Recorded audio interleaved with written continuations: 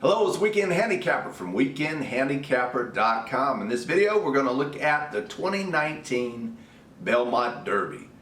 A turf race that's wide open, in my opinion, with a lot of contenders, and hopefully you'll find you a good price among these contenders. It's a mile and a fourth, mile and a quarter on the turf, and a lot of these horses, most of these horses in fact, have never been that distance, so that's one unknown factor that you have to worry about in this race. So let's start off with number 1, Moon Colony. It's a Mark Cassie horse that's won 3 out of its last 5 races. So that's not bad at all, including the Penn Mile. So our very first horse we're looking at, Moon Colony, is a contender. Number 2, Standard Deviation, a closer, a Chad Brown trained horse, and you're going to have a lot of Chad Brown horses in this race. So if you like a Chad Brown horse, then you have a pretty good shot at winning. It's been competitive in most races, but it's moving up in class. So that's going to be something to kind of factor in and decide on. Can this horse be competitive in this caliber of a race? Number 3, Seismic Wave. Belmont and Joel Rosario, really good turf results. Certainly can close in some of his past races if you watch the replays. It rolls at the end, that's for sure. So if you think that horse will like this extra distance of a mile and a quarter, then don't be afraid to use that horse. Number 4, English B, Grand Motion. It's a turf horse, it's consistent. It's coming off a layoff, and I think it's 30-1 morning line. To me, in a wide open race, don't be afraid to use long shots, and I think this is a live long shot. Who knows in these turf races? It could be anybody's ball game, how they finish down the stretch like a cavalry charge. So I think number 4, English B, if you like long shots, that's the one to really consider using. I think it has a shot at a really good price, hopefully.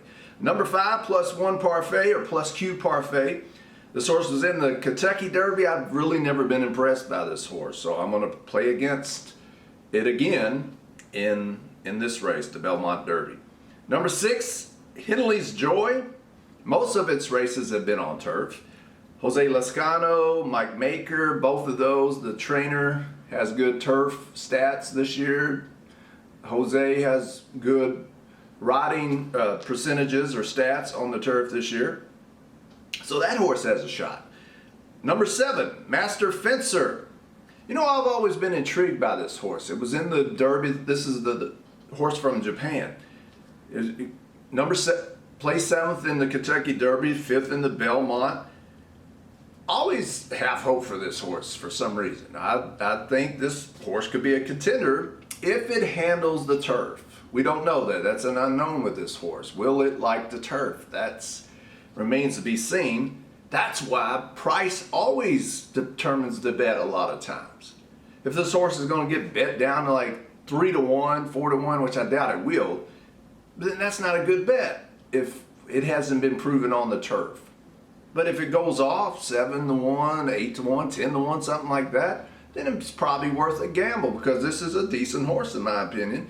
We just don't know how well it's going to do on the turf. More than likely it might not do well on the turf. That's why price factors in so much when it comes to betting. It's not often how right you are all the time. It's what horses you're going to bet on that you're getting the most value for. That's a fundamental way to win at handicapping horse races. Number 8. So number 7, Master Fencer. It's worthy to give another shot at, especially at a decent price. Number 8, Social Paranoia. Todd Pletcher has a couple of horses in here. This horse shouldn't mind the distance and shouldn't mind the turf. Just might be facing classier horses. That's my only issue with several of these horses that are turf horses. They like the turf, they like the distance. It's just, can they handle the competition of these other horses that they're facing that are on paper little bit more classier. So number 8, Social Paranoia. I'm not sure. Number 9, Cape of Good Hope, Aidan O'Brien. We have some foreign horses coming in here. Aidan O'Brien has a couple in here. Cape of Good Hope, number 9 is one of them. I know I keep saying this, but this horse has a lot of unknowns. In a race of unknowns, this horse has a lot of unknowns. And it's just hard to go with unknowns, in my opinion, with your hard-earned money. Number 10, Spinoff, another Todd Pletcher horse. It has some of the best speed figures of the group here in this race. So if you're going on that alone, it's certainly a contender. It's never raced on turf, though. So we don't know how well number 10 Spinoff will do on the turf. But the pedigree suggests that it probably should like it. It won't be a factor. Shouldn't be a factor based on pedigree, right? So if you don't have anything to go on, the horse has never ran on turf. I usually go by how well the trainer does on the turf, getting them ready for turf. Certainly pedigree, go by their pedigree. Whether or not they might like the turf, and jockeys, how well jockeys that they're paired up with run on turf. Whether or not I bet that horse. To me, I think Spinoff is a pretty good horse. And I think it's morning line 15-1, so that's worthy. With those speed figures, if that can translate to the turf, which the pedigree indicates that it probably will, shouldn't be a factor. At that price, that's a heck of a bet. So certainly number 10, Spinoff. With those connections and that pedigree and that morning line, that pretty good odds, certainly a contender and worthy of a bet. Number 11, Blenheim Palace. And forgive me if I'm mispronouncing that. I know it's a pretty popular thing in horse racing or in equine industry. So I apologize if I mispronounced that, but that's an Aidan O'Brien horse. Now this horse has won at 1.25 miles. So that's huge. It came in twice at 1.25 miles. Or it came in second twice at 1.25 miles in Ireland. But against this caliber horses, can it do it? But we know he's competitive at distance, at today's distance, so that number 11 might be a good value bet for you. I don't think it minds the turf, it doesn't mind the distance, but class is the only issue with number 11. Number 12, De Marchalet, I believe is how you say it. Number 12 is trained by Chad Brown, ridden by Javier Castellanos, got good stats. It's never lost, so that's pretty good stats. Shouldn't mind the distance and loves the turf. The speed figures, though, have me a little concerned. There's other horses in here with better speed figures, and it has to improve those speed figures to be a contender today. The closing style should be okay. So I think number 12 is a definite contender. Number 13, Digital 8, another Chad Brown horse that's ridden by Irod Ortiz.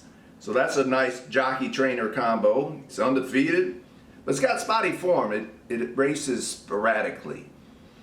That shouldn't be too big of an issue, and I certainly can't fault you for liking the horse.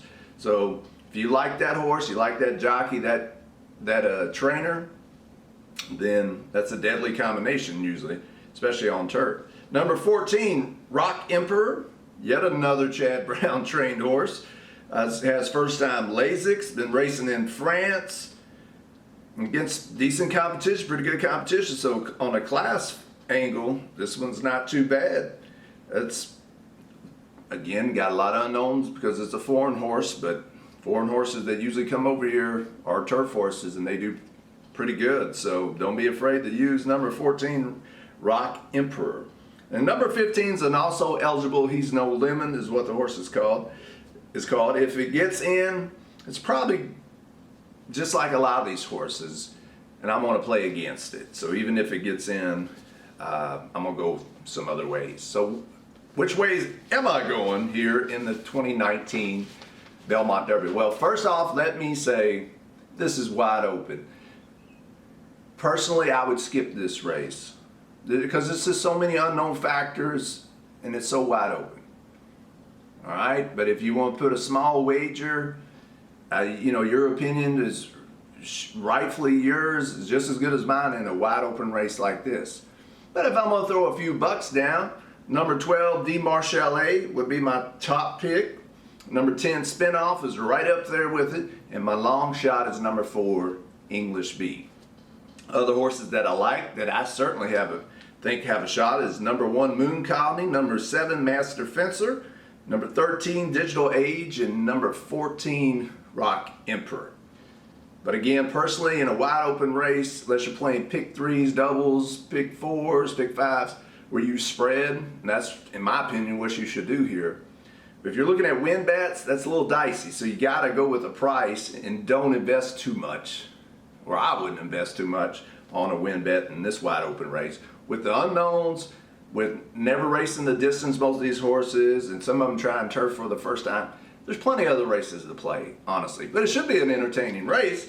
But if you want my win contenders, they're number 12, D Marshall, number 10, Spinoff, number 4, English B. Do what you will with number 1, Moon Colony, 7, Master Fencer, 13, Digital Age, and number 14, Rock Emperor.